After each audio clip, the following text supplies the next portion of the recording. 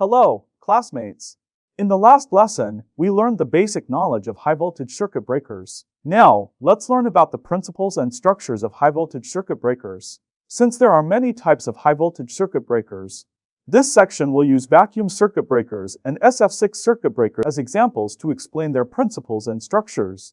In this lesson, we need to master the working principles, advantages, and disadvantages of vacuum circuit breakers and SF6 circuit breakers, as well as the practical operation and maintenance of high-voltage circuit breakers. After learning, you should be able to analyze and judge the applicable scope of high-voltage circuit breakers under different conditions. At the same time, through this study, we should further cultivate awareness of electrical safety and a rigorous, conscientious work attitude. The key and difficult points of this lesson are the working principles of vacuum circuit breakers and SF6 circuit breakers. A vacuum circuit breaker uses a vacuum as the arc extinguishing and insulating medium, and it performs current breaking and closing in a vacuum container. The breakdown of a gas gap is related to gas pressure. The core component of a vacuum circuit breaker is the vacuum interrupter. The vacuum degree is generally required to be maintained between 1.33 times 10 superscript 3 Pa and 1.33 times 10 Pa. A vacuum circuit breaker consists of three parts: the support frame, vacuum interrupter, and operating mechanism. The support frame is the structure for mounting various functional components. The vacuum interrupter is the main executing part of the circuit breaker. It consists of an insulating shell, moving and fixed contacts, shielding cover, bellows, flange, etc., and its structure is shown in the figure among them. The insulating shell acts as the seal container of the vacuum interrupter. It not only contains and supports the various components inside the vacuum interrupter, but also provides insulation when the moving and fixed contacts are in the open position. Currently, ceramic shells are widely used in China. The contacts are both current-carrying components when closed and arc-extinguishing elements when opened. The shielding cover is an indispensable component of the interrupter. Its function is to prevent metal vapor and particles generated during arcing from splashing onto the inner wall of the insulating cylinder of the shell. The bellows allow the moving contact a certain range of movement without compromising the seal of the interrupter. However, the bellows are the most vulnerable part in the vacuum interrupter, and their metal fatigue determines the service life of the vacuum interrupter in practical use. Vacuum circuit breakers have the following characteristics. The main advantages are: The vacuum interrupter has no risk of explosion or fire. The interrupter requires no inspection. The contact gap is short. Insulation performance is good. Arc extinguishing capability is strong. Arcing time is short, and braking performance is excellent. No byproducts are produced when the vacuum circuit breaker breaks. However, it still has some disadvantages, such as being prone to generating switching over voltages, requiring the installation of over-voltage absorption devices, increased equipment quantity, increased maintenance, and higher costs. During operation, it is difficult to monitor the vacuum degree, and the domestic product range is still limited. However, with continuous technological development, in June 2021, China offers 145 kV fully eco-friendly vacuum circuit breaker was successfully put into operation, reducing the use of SF0 gas and achieving zero greenhouse gas emissions, promoting the goals of carbon peak and carbon neutrality, and practicing the concept that lucid waters and lush mountains are invaluable assets. At the same time, with the rapid development of China ultra-high voltage UHE power line, the usage rate of SF6 circuit breakers has also significantly increased, and their position in the power system has become increasingly important.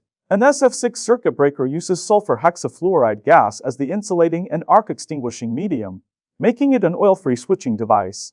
Its insulation and arc extinguishing performance are significantly higher than those of oil circuit breakers. The reason it can have such excellent performance is mainly because SF6 gas, as an insulating medium, has the following characteristics. First, it is a colorless, odorless, non-toxic, non-flammable inert gas. It has very good thermal stability, greatly extending the maintenance cycle of the circuit breaker. At the same time, it has good insulation performance. Because SF6 has high electronegativity, it can reduce charged particles. Under a uniform electric field at the same gas pressure, its insulation strength is 2.5 to 3 times that of air. It also has excellent arc quenching capability, about 100 times that of air. However, it still has some disadvantages. As we know, although pure SF6 gas is non-toxic, under the action of electric arcs and high temperatures, it can produce toxic gases such as hydrogen fluoride, which is highly corrosive and highly toxic. It can affect the insulation performance of the equipment. After understanding the properties of SF6 gas, let's look at its structure. There are also many types of SF6 circuit breakers. Taking insulation to ground methods as an example, they are divided into live tank and dead tank types. The live tank type is generally used for voltage levels of 220 kV and 110 kV. Now, let's look at the structure of the dead tank SF6 circuit breaker in the figure. It can meet the requirements of high voltage and large capacity and is mostly used in circuits of 330 kV and above. This is mainly because its contacts and arc interrupter are installed in a grounded metal tank filled with SF6 gas. Insulation between the contacts and the tank wall is achieved by post insulators. The lead-out lines are insulated by bushings. Current transformers are installed on the outlet bushings. It has strong withstand voltage capacity and good seismic performance. But the disadvantage is that it requires a large amount of gas and has higher costs.